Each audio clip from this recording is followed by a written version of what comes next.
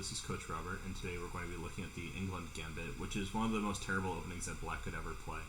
So, let's get into it. Here we have two options against this opening, which starts like this. On move 1, Black will sacrifice their e-pawn against d4. And after knight c6, they're hoping to recover the pawn on e5 and get some compensation in the form of an attack on the pieces that White puts to defend the pawn. But this doesn't really have any logical basis. It's pretty terrible. And we have two options. One's a lazy approach that leads to an advantage for White without even trying, that a lot of people use in Bullet or Blitz. And there's a more ambitious try that I advocate where White can get a winning advantage if Black continues with their normal play. So, the lazy approach is with e4. We're just going to give the pawn back. And the reason this leads to an advantage for White is that White is way ahead in development. For example, after knight takes e5, which is pretty much forced because if they play something else, we'll play f4 and protect that pawn forever. But when they take back with the knight, we still play f4 and chase the knight back. It doesn't matter if it goes to c6 or g6. After bishop c4, we have really great development for our pieces. In some cases, they could even hang a piece. I didn't really plan this ahead of time, but an example of that would be bishop c5, where we can just take this and use this simple tactic to recover the piece with interest. We ruin their castling and we get a pawn. They might play, here, or maybe king f8, and we just take that back. So that's just a sample of the kind of tactics that you could get here. So usually Black will develop with bishop b4 check, c3, and bishop a5, but this is a really deplorable position for Black. No one should prepare their opening to get a position like this. White has everything they could ever want, and even if they had other ideas, you've just forced them to play some really strong moves as White.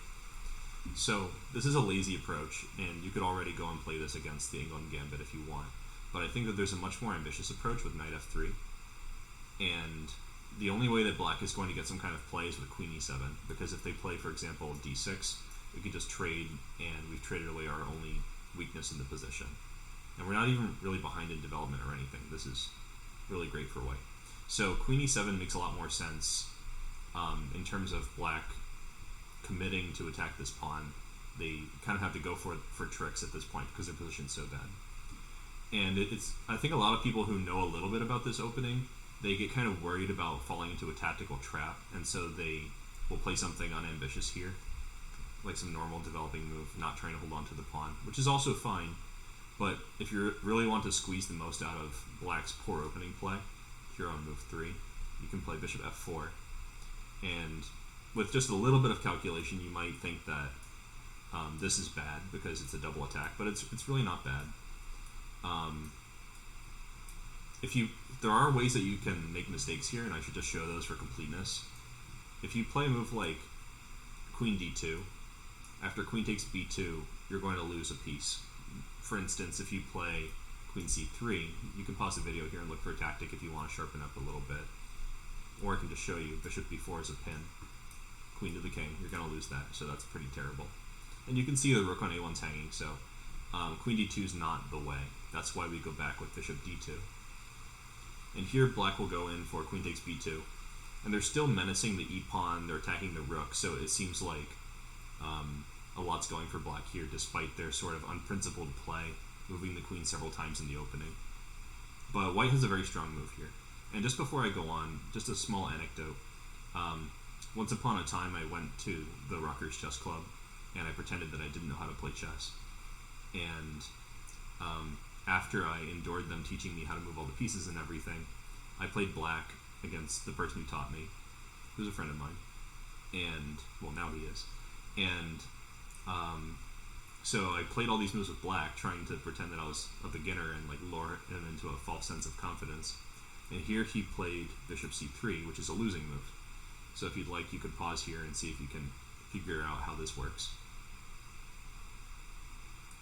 Again, the move's bishop b4, and it's not that obvious immediately, unless you're pretty sharp, that this is winning. But this cross pin keeps them from taking the queen, so they might play like queen d2 in order to avoid losing the rook on a1, because now the bishop actually does protect a1. But after bishop takes, the only way to guard the rook on a1 is with queen takes c3, and at this point I checkmated my friend with queen c1. So there is something that black is going for here. You have to have a little bit of respect for this opening. And that's why we can't just play anything we want here. We have to play knight c3, which is a very strong move, and at this point white has a completely winning advantage. They're not even down material, their development's great, they control the whole center, and black has some tactical problems like their queens getting trapped. There are only two really interesting variations here. One is with bishop b4, which might continue with like rook b1, queen a3, and you can play either rook b3 or knight d5, it doesn't really matter, they're both really good. So you can just take your pick here. Play this out against a computer or a sparring partner or on the board against yourself and just see which one you like more, rook b3 or knight d5. And since black has a lot of ways to lose here, I recommend that you just play this out a few times to get familiar with the position if you think you're going to play against someone who uses this as one of their main weapons. But this position's winning for white. You can rest in full confidence of that. Another idea that they could use here is knight b4. But it loses in a similar fashion. They want to play knight takes c2, which would win a queen. And to avoid any complications, you should play knight d4 and just protect c2. And this move is multi-purpose. It's also just a good square for the knight. So black doesn't really have a lot going on here. They might play a move like bishop c5 to try to induce some errors, but it's really not anything. Like we could play rook b1 here, and they can't take the knight on d4. So it's pretty simple to play here, but do play it out against a computer or yourself or a sparring partner. Just make sure you're very familiar with how things are going to go from here. It's often the case that black will play a6 here to avoid knight b5 because that's one of white's main winning ideas, one of their threats. But this gives white time to play a3 and after bishop c5, rook b1, and after queen a3, e3, white's totally winning. There's just no way that black is going to untangle these pieces. They have three pieces developed in the most awkward way humanly possible. It's not good. It's more of a liability that they're out. I would probably rather have them on the home row than where they are right now. So this is my short tutorial on this opening. This is the route to a winning advantage with white against this opening. And it hasn't been played that much for some reason. I mean, it definitely has been played, but I think people probably could stand to know a little bit more about this refutation so that when they play someone who tries to surprise them with the Englund Gambit, they're ready to get a winning position. Alright, I hope you like that and that you guys will stay tuned for some more opening refutations. Take care.